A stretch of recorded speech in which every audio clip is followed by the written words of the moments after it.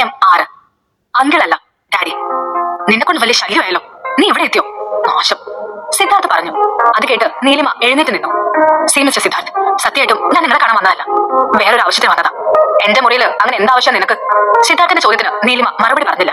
എനിക്ക് മനസ്സിലായി, നീ എന്നോട് പിന്നെയും ഹെൽപ്പ് ചോദിച്ചു വന്നതല്ലേ. സത്യം പറ. അല്ല, സത്യം. നിങ്ങളാണ് ഈ മുറിയിലെന്ന് എനിക്ക് അറിയില്ലായിരുന്നു. പിന്നെ ആര് പ്രതീക്ഷിച്ചാണ് മാഡം വന്നത്? അത് കേട്ട് നീലിമയ്ക്ക് ദേഷ്യം വന്നു. തന്റെ സംസാരം കേട്ട ഞാൻ തന്നെ കാണാനുള്ള കൊതുകൊണ്ട് പഠിക്ക് വന്നതുപോലെ ഉണ്ടല്ലോ.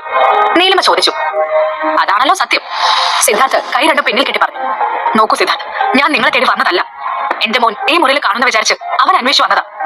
വന്നപ്പോ അവൻ ഇല്ലെന്ന് മനസ്സിലായി. തിരിച്ചു പോകുന്ന വഴി ഈ ഫ്ലവർ വേസ് കൈ തട്ടി നിലത്ത് വീണു. അത്രയാണ് സംഭവിച്ചത്. നീലിമ പറഞ്ഞു. ഓ, അല്ലാതെ നീ കാറിൽ വെച്ച് പറഞ്ഞ കാര്യത്തിന് വന്നതല്ല അല്ലേ? സിദ്ധാർത്ഥ് ഒരു വഷളം ചിരിയോട് ചോദിച്ചു. എന്ത്? എനിക്ക് മനസ്സിലായില്ല. സിദ്ധാർത്ഥ് മുന്നോട്ട് നടന്ന് അവളുടെ തൊട്ടടുത്ത് ചെന്ന് നിന്നു. എന്നിട്ട് പറഞ്ഞു, അതായത് ഞാൻ പറഞ്ഞില്ല നേരത്തെ, എന്റെ കൂടെ. സിദ്ധാർത്ഥ് തന്റെ വാക്കുകൾ പകുതിയിൽ നിർത്തി. പക്ഷേ നീലിമയ്ക്ക് കാര്യം എന്താണെന്ന് മനസ്സിലായി. സൂക്ഷിച്ച് സംസാരിക്കണം.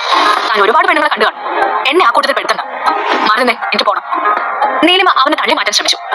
എന്തായാലും വന്നതല്ലേ, അങ്ങനെ അങ്ങ് പോയാലെങ്ങനെയാ? അതും പറഞ്ഞ് അവൻ നീലിമയെ പൊക്കിയെടുത്തു.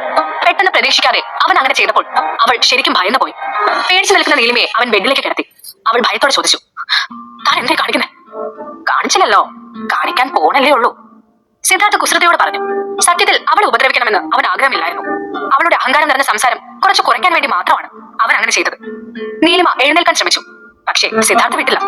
അവൻ ഉടനെ അവളുടെ മുകളിൽ കയറി കിടന്നു. നീലിമ അവനെ നോക്കി. സിദ്ധാർത്ഥന്റെ മുഖം അവളുടെ കണ്ണുകൾക്ക് തൊട്ടടുത്തായി അവൾ കണ്ടു. അവന്റെ ശ്വാസം അവളുടെ മുഖത്ത് തട്ടുന്നുണ്ടായിരുന്നു.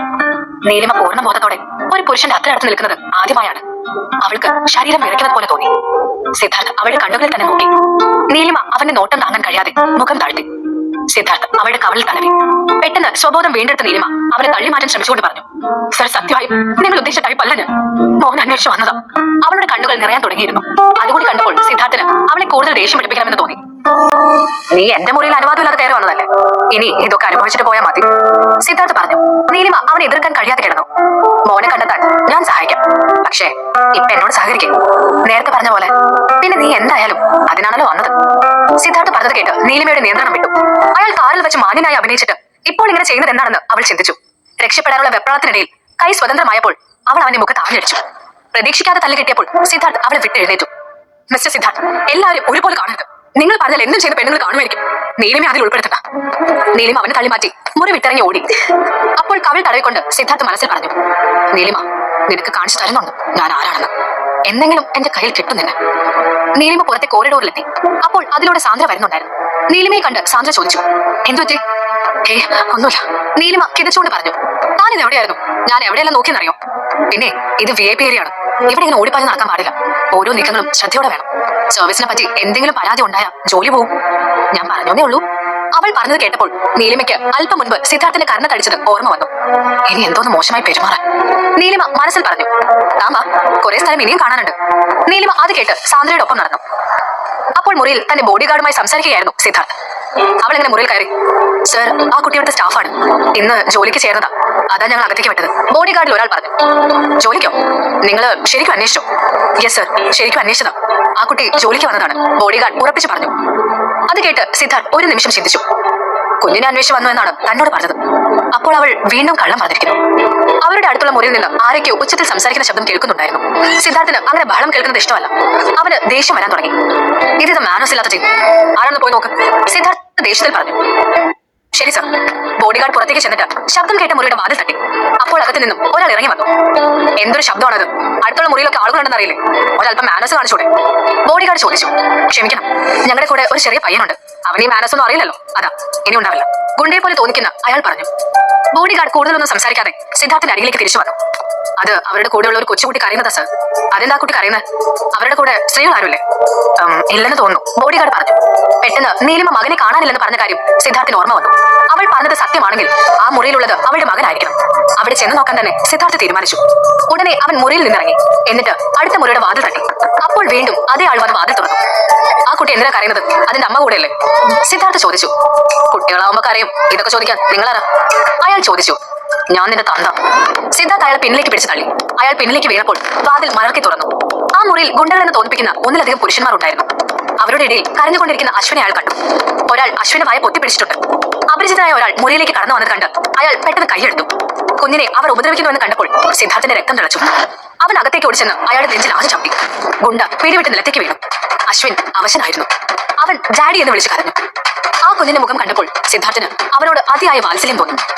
അശ്വിനെ ബോഡി ഗാർഡ്സിന് കയ്യിൽ ഏൽപ്പിച്ച ശേഷം സിദ്ധാർത്ഥ് തന്റെ ബെൽറ്റ് ഊരിയെടുത്ത് ആ മുറിയിൽ ഉണ്ടായിരുന്ന എല്ലാവരെയും പൊതിരെ തള്ളി. അത്രയും പ്രിയപ്പെട്ട ആരെയോ വേദനിപ്പിച്ചതുപോലെയായിരുന്നു സിദ്ധാർത്ഥന്റെ അപ്പോഴത്തെ ഭാവം. അത് കണ്ട് ബോഡി ഗാർഡ് പരസ്പരം നോക്കി. അശ്വിനെ മുറിയിൽ കൊണ്ട് ചെന്നാക്കിയ ശേഷം സിദ്ധാർത്ഥ് നീലിമയെ കുറിച്ച് ചിന്തിച്ചു. അവൾ പറഞ്ഞ കാര്യം വിശ്വസിച്ചിരുന്നുവെങ്കിൽ കുഞ്ഞിനെ നേരത്തെ തന്നെ രക്ഷിക്കാമായിരുന്നു എന്ന് അവന് തോന്നി. അശ്വിൻ അവന്റെ നെഞ്ചത്ത് ചാഞ്ഞു കിടക്കുന്നുണ്ടായിരുന്നു. സിദ്ധാർത്ഥ് അവന്റെ നെറ്റിയിൽ തടവി. അവന് നീലിമയോട് ചെറിയ ദേഷ്യം ഉണ്ടായിരുന്നുവെങ്കിലും അശ്വിനെ ഒരുപാട് ഇഷ്ടമായിരുന്നു. അത്തരമൊരു സാഹചര്യത്തിൽ അശ്വിൻ ഡാഡി എന്ന് വിളിച്ച് പ്രതീക്ഷയോട് ഓടി വന്നപ്പോൾ ശരിക്കും അശ്വിൻ തന്റെ മകൻ തന്നെയാണെന്ന് സിദ്ധാർത്ഥന് തോന്നിപ്പോയി. അശ്വിൻ, അവരെന്തിനാ മോനെ ഇവിടെ കൊണ്ടുവന്നത്? സിദ്ധാർത്ഥ ചോദിച്ചു. അത് അവരില്ല ഡാഡി, അമ്മ തള്ളിയിട്ടെന്ന് പറഞ്ഞ ആ ആന്റി ഇല്ലേ, അവരെന്നോട് കൊണ്ടുവന്ന് കൂട്ടിയിട്ടത്. ഡാഡി, അവരൊന്നും കണ്ടിട്ട് ഞാൻ പേടിച്ചില്ല. അതെന്താണെന്നറിയോ, ഡാഡി എന്നെ കൂട്ടിക്കൊണ്ട് പോകാൻ വരുമെന്ന് എനിക്കറിയായിരുന്നു. അശ്വിൻ കൊഞ്ചനോട് പറഞ്ഞു. അത് കേട്ട് സിദ്ധാർത്ഥ് അവനെ നോക്കി ചിരിച്ചു. അല്ല, എന്തിനാ ആന്റി മോനെ പൂട്ടിയിട്ടത്? ഡാഡി, അവർക്ക് എന്നെ അമ്മ ഇഷ്ടമല്ല, അതുകൊണ്ട് അങ്ങനെയൊക്കെ ചെയ്യുന്നത്. ഗ്രാൻഡ്പ അമ്മ എപ്പോഴും വഴക്കു പറയും. അത് കേട്ട് നീലിമയുടെ അവസ്ഥ ഏകദേശം സിദ്ധാർത്ഥന് മനസ്സിലായി. സാരമില്ല, നിനക്ക് അമ്മയുടെ നമ്പർ അറിയില്ലേ? എന്നാ ഇതിൽ വിളിച്ച് നിന്നെ കൊണ്ടുപോകാൻ വരാൻ പറ. അശ്വിൻ നിരാശയോടെ സിദ്ധാർത്ഥനെ നോക്കി. സിദ്ധാർത്ഥ ചോദിച്ചു, എന്തുപറ്റി? ഡാഡി, ഞാനും അമ്മയും ഡാഡിയുടെ ഒപ്പമല്ലേ താമസിക്കണ്ടേ, പിന്നെ എന്തിനാ ഞാൻ പോകുന്നത്? അമ്മയോട് ഇങ്ങോട്ട് വരാൻ പറയാം, അശ്വിൻ പറഞ്ഞു. അവളുടെ അല്ലേ മോൻ, എല്ലാ സ്വഭാവവും അതുപോലെ കിട്ടിയിട്ടുണ്ട്, സിദ്ധാർത്ഥ് മനസ്സിൽ പറഞ്ഞു. ഡാഡി എന്താ ആലോചിക്കുന്നേ? ഒന്നുമില്ല മോനു, ശരിക്കും ഞാൻ നിന്റെ ഡാഡി അല്ല. അശ്വിൻ അത് കേട്ട് സിദ്ധാർത്ഥനെ നിഷ്കളങ്കമായി നോക്കി. സത്യമായും മോന്റെ ഡാഡി അല്ല ഞാൻ അങ്കിളാ. അല്ല, എന്റെ ഡാഡിയാ, എനിക്കറിയാം. അവൻ നീലിമയെ പോലെ തന്നെ വാശിക്കാരനാണെന്ന് തോന്നിയത് കൊണ്ട് സിദ്ധാർത്ഥ് പിന്നീട് ഒന്നും പറഞ്ഞില്ല. ഒരു സ്ഥലത്തും ക്ഷമ കാണിക്കാത്ത സിദ്ധാർത്ഥ് ഒരു കൊച്ചു കുഞ്ഞിനോടൊപ്പം തമാശ കളിച്ചുകൊണ്ടിരിക്കുന്നത് കണ്ട ബോഡി ഗാർഡ് അയാളെ അത്ഭുതത്തോടെ നോക്കി. സിദ്ധാർത്ഥ് പറഞ്ഞു, മോനെ, നീ എന്തായാലും അമ്മയെ വിളിക്ക്, എന്നിട്ട് നീ ഇവിടെ ഉണ്ടെന്ന് പറ. അശ്വിൻ അത് കേട്ട് താല്പര്യമില്ലാത്ത മട്ടിൽ ഫോൺ എടുത്ത് നമ്പർ ഡയൽ ചെയ്തു. പക്ഷേ കോൾ കണക്ട് ആയില്ല. അതോടെ അശ്വിൻ ആകെ സങ്കടത്തിലായി. അമ്മയെ ഫോണിൽ കിട്ടുന്നില്ല ഡാഡി. അശ്വിൻ പറഞ്ഞത് കേട്ട് സിദ്ധാർത്ഥ് അവന്റെ കയ്യിൽ നിന്നും ഫോൺ വാങ്ങി ഒന്നുകൂടി ഡയൽ ചെയ്ത് നോക്കി. പക്ഷേ അപ്പോഴും കോൾ കണക്ട് ആയില്ല. അതോടെ അശ്വിൻ കരയാൻ തുടങ്ങി. ഇനി എന്ത് ചെയ്യണമെന്നറിയാതെ സിദ്ധാർത്ഥ് ബോഡി ഗാർഡ്സിനെ നോക്കി. എടോ, ഒന്നും വിഴുങ്ങിയ പോലെ നിൽക്കാതെ എന്തെങ്കിലും ഒന്ന് ചെയ്യണോ? പോപ്പു. സർ, എന്തെങ്കിലും കളിപ്പാട്ടം കൊണ്ട് കൊടുത്താലോ? ബോഡി ഗാർഡ് ചോദിച്ചു. എന്ത് കുന്തം കൊടുത്താലും വേണ്ടില്ല, ഇവന്റെ കരച്ചിലൊന്നും നിന്നാ മതി, സിദ്ധാർത്ഥ് അസ്വസ്ഥതയോട് പറഞ്ഞു. സിദ്ധാർത്ഥിന് പൊതുവെ ബഹളങ്ങൾ ഇഷ്ടമല്ല, കുട്ടികളുമായി ഇടപെടുന്ന ശീലവുമില്ല. അതുകൊണ്ട് തന്നെ അശ്വിൻ ഉച്ചത്തിൽ കരയുന്നത് അവന് വല്ലാത്ത ശല്യമായി തോന്നി. എനിക്ക് എന്റെ അമ്മയെ കാണണം, അശ്വിൻ വിതുമ്മിക്കൊണ്ട് പറഞ്ഞു. സിദ്ധാർത്ഥിന് ദേഷ്യം വരുന്നുണ്ടായിരുന്നു. പക്ഷേ ഒരു കുഞ്ഞു കുട്ടിയോട് ദേഷ്യപ്പെടുന്നത് എങ്ങനെയാ? ശബ്ദമുയർത്തി എന്തെങ്കിലും പറഞ്ഞാൽ പോലും അവന്റെ കരച്ചിൽ കൂടുകയുള്ളൂ എന്ന് സിദ്ധാർത്ഥിന് തോന്നി. അവൻ ഒരുവിധം ക്ഷമ വീണ്ടെടുത്തു. എന്നിട്ട് പറഞ്ഞു, മോനെ, നീ കരയാതെ അമ്മയെ ഒന്നുകൂടെ വിളിച്ചു നോക്ക്. അശ്വിൻ അത് കേട്ട് സിദ്ധാർത്ഥിന്റെ ഫോൺ വാങ്ങി നീലിമയുടെ നമ്പറിലേക്ക് ഒന്നുകൂടി വിളിച്ചു നോക്കി. പക്ഷേ അപ്പോഴും നീലിമയെ ലൈനിൽ കിട്ടിയില്ല. അശ്വിൻ മുഖം വീർപ്പിച്ച് വീണ്ടും കരയാൻ തുടങ്ങി. അവന് ശരിക്കും അമ്മയെ മിസ് ചെയ്യുന്നുണ്ടായിരുന്നു. അത് കണ്ട് സിദ്ധാർത്ഥ് അശ്വിനെ സമാധാനിപ്പിക്കാൻ ശ്രമിച്ചു. അച്ചു. ആദ്യമായാണ് അവൻ അശ്വിനെ അത്ര സ്നേഹത്തോടെ വിളിക്കുന്നത്. അശ്വിൻ അത് കേട്ട് അവനെ നോക്കി. ആ കുഞ്ഞു കണ്ണുകൾ നിറഞ്ഞിട്ടുണ്ടായിരുന്നു. സിദ്ധാർത്ഥ് അവന്റെ കണ്ണുനീർ തുടച്ചു കൊടുത്തു. എന്നിട്ട് പറഞ്ഞു, മോൻ പേടിക്കണ്ട, ചിലപ്പോ അമ്മയുടെ ഫോണിന് എന്തെങ്കിലും ഇഷ്യൂ കാണും.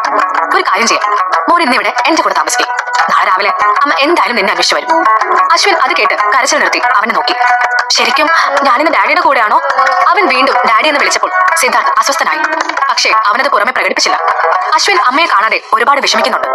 അതിനിടയിൽ താൻ കൂടി ആ കുഞ്ഞിനെ സങ്കടപ്പെടുത്താൻ പാടില്ലെന്ന് സിദ്ധാർത്ഥിന് തോന്നി. ആ അതെ, നീ ഇന്ന് എന്റെ കൂടെ, സിദ്ധാർത്ഥ് പറഞ്ഞു.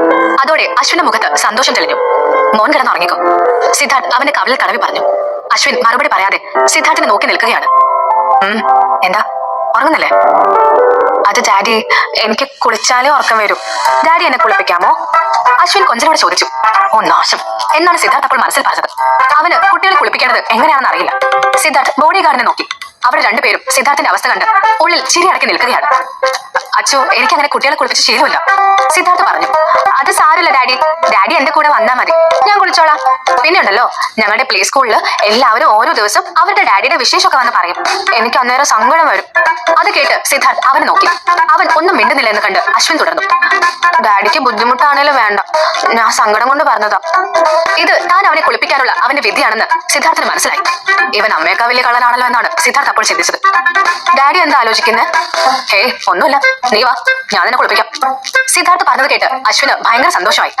സത്യാണോ ഡാഡി? അതെ, വാ കുളിക്കാം, സിദ്ധാർത്ഥ് പറഞ്ഞു. അശ്വിൻ വേഗം കിടക്കയിൽ നിന്നിറങ്ങി. സിദ്ധാർത്ഥ് അവനെ എടുത്തുകൊണ്ട് പോയി കുളിപ്പിച്ചു. അതിനുശേഷം ബെഡിലിരുത്തി തല തുവർത്തി കൊടുത്തു. ഇതൊക്കെ സിദ്ധാർത്ഥ ജീവിതത്തിൽ ആദ്യമായി ചെയ്യുകയാണ്. അതിന്റെ നീരസം അവന്റെ മുഖത്തുണ്ടായിരുന്നു. ആ നീലിമ വന്നിരുന്നെങ്കിൽ കുഞ്ഞിനെ അവൾക്കൊപ്പം അയക്കാമായിരുന്നുവെന്ന് സിദ്ധാർത്ഥ് ആലോചിച്ചു. അവനെ കിടക്കയിൽ കിടത്തിയിട്ട് സിദ്ധാർത്ഥ് പറഞ്ഞു, ഇനി മോൻ ഉറങ്ങിക്കോ. പക്ഷേ അവൻ ഉറങ്ങാൻ തയ്യാറല്ലായിരുന്നു. ഇനി എന്താ? സിദ്ധാർത്ഥ ചോദിച്ചു. ഡാഡി കിടന്നിട്ട് ഞാനും കിടക്കുന്നുള്ളൂ. മോനെ, എനിക്ക് കുറച്ച് ജോലികൾ തീർക്കാനുണ്ട്, മോൻ കിടന്നോ. സിദ്ധാർത്ഥ തന്റെ അസ്വസ്ഥത പുറത്ത് കാണിക്കാതെ പറഞ്ഞു. എന്നാ ഞാനും കിടക്കുന്നില്ല.